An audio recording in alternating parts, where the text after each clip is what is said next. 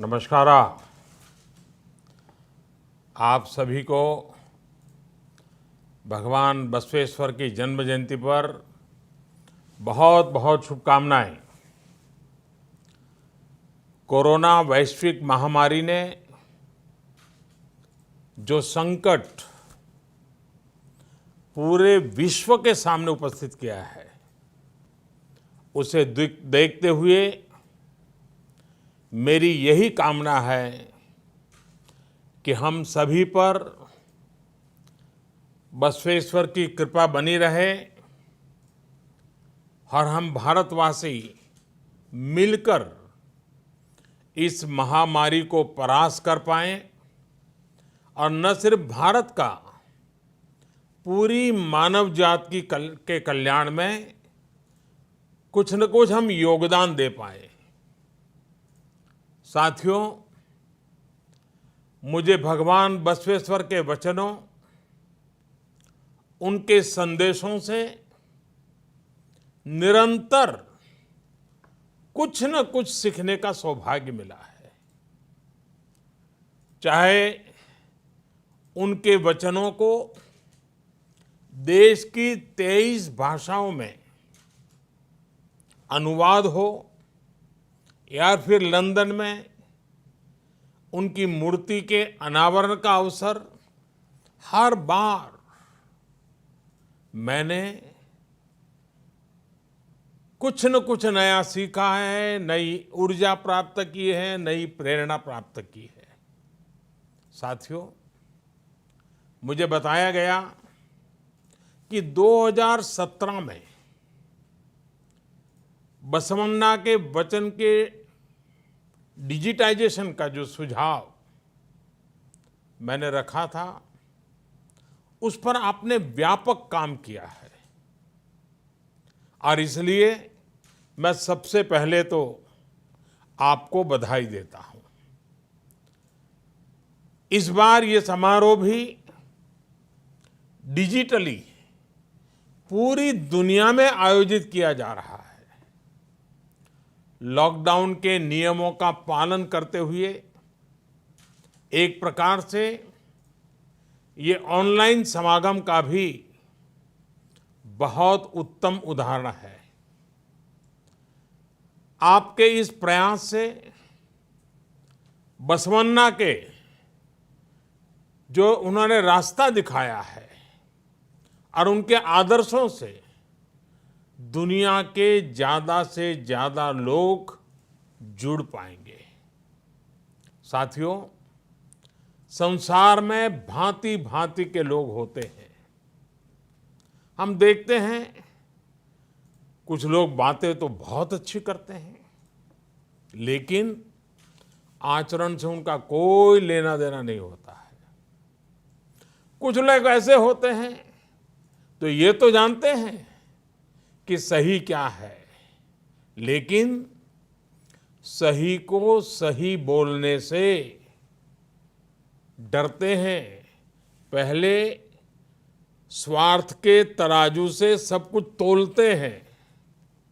लेकिन बसवन्ना ने सिर्फ उपदेश का रास्ता नहीं चुना, बल्कि जो सुधार वो व्यक्ति में, समाज में चाहते थे, उन्होंने वो स्वयं से शुरू किया। जब हम परिवर्तन को, रिफॉर्म को खुद जीने लग जाते हैं, खुद उदाहरण बनते हैं, तभी हमारे आसपास भी सार्थक परिवर्तन होते हैं। बसवन्ना ने और उनसे आप उनके दैवीय गुण भी सीख सकते हैं और साथ ही एक अच्छे प्रशासक, एक अच्छे सुधारक, एक प्रकार से समाज सेवा में समर्पित जीवन के रूप में भी हम उनसे प्रेरणा पा सकते हैं। भगवान बसवेश्वर की वाणी, उनके वचन, उनके उपदेश ज्ञान का ऐसा स्रोत है जो आध्यात्मिक भी हैं और धरातल पर जमीन से जुड़ा हुआ प्रैक्टिकल गाइड की तरह मार्ग भी दिखाते हैं। उनके उपदेश हमें भी एक बेहतर मानव बनने की शिक्षा देते हैं और हमारे समाज को भी और अधिक उदार, अधिक दयालु और अधिक मानवीय संवेदनाओं से भर देते हैं।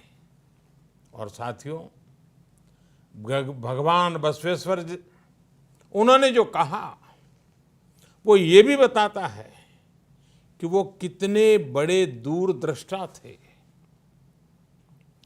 आज से सदियों पहले ही भगवान बसवेश्वर ने सोशल और जेंडर इक्वलिटी जैसे बड़े महत्वपूर्ण विषयों पर उस जमाने में समाज का मार्गदर्शन किया था। जब तक कमजोर को बराबरी का अधिकार और सम्मान नहीं मिलता, तब तक हमारी हर उन्नति अधूरी है। ये बात उन्होंने उस दौर में समाज को सिखाई थी। बसवन्ना ने एक ऐसे सामाजिक लोकतंत्र की नींव रखी थी जहां समाज के अंतिम पायदान पर खड़े व्यक्ति की चिंता पहली प्राथमिकता हो। बसवन्ना ने मानव जीवन के हर पहलू को छुआ है, उसको बेहतर बनाने के लिए प्रैक्टिकल समाधान सुझाए हैं। बसवन्ना ने हमेशा श्रम का सम्मान किया। उन्होंने मेहनत को महत्व दिया। वो कहते थे, समाज में बड़ा और छोटा हर व्यक्ति राष्ट्र की सेवा में एक श्रमिक ही है। कितनी बड़ी बात बताई है। उनका विश्व दर्शन करुणा और प्रेम से ही भरा हुआ था। ऐसा लगता था जैसे मानो उनकी आंखों में से करुणा और प्रेम के झरने बह रहे हैं। उन्होंने हमेशा अहिंसा और प्रेम को ही भारतीय संस्कृति के केंद्र में रखा। और इसलिए आज जब हमारा देश, हमारा भारत अनेक चुनौतियों को पार करते हुए आगे बढ़ रहा है, तो बसवन्ना के विचार उतने ही प्रासंगिक हो जाते हैं। उनके ईश्वरीय वचन हो या अनुभव मंटपा की उनकी लोकतांत्रिक व्यवस्था या फिर स्वावलंबन के प्रयास हो, बसवेश्वर ने हमेशा इन्हें समाज निर्माण का अहम हिस्सा बनाया। समाज और प्रकृति का एक भाव, प्राकृतिक और सामाजिक संसाधनों का संयम के साथ उपयोग, उनकी ये भावनाएं जितनी सैकड़ों वर्ष पूर्व महत्वपूर्ण थी, आज भी उतनी ही महत्वपूर्ण है। साथियों, 21वीं सदी के भारत में भी आज अपने आसपास युवा साथियों में, देशवासियों में सार्थक बदलाव के लिए एक मजबूत इच्छा शक्ति, मजबूत संकल्प शक्ति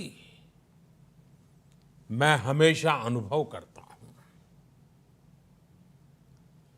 130 करोड़ देशवासियों की वही संकल्प शक्ति जिसकी प्रेरणा सदियों पहले बसवन्ना ने दी थी, आज भारतवासियों को ये लगता है कि परिवर्तन वाकई उनसे शुरू होता है। इस प्रकार की आशा और विश्वास देश को मुश्किल से मुश्किल चुनौतियों से बाहर निकालने में बहुत मदद करता है और कर रहा है। साथियों, इसी आशा और विश्वास के संदेश को हमें आगे बढ़ाना है। इतना ही नहीं, उसको मजबूत करने में अपना योगदान भी देना है। यदि हमें परिश्रम और परोपकार के लिए प्रेरित करेगा, तभी तो हमें इच्छित परिणाम मिलेंगे। यही इस दशक में हमारे राष्ट्र को नई ऊंचाई पर ले जाएगा। आप सभी भगवान बसवन्ना के वचनों को, उनके आदर्शों को दुनिया भर में प्रसारित करते रहें, दुनिया को और अच्छा बनाते रहें।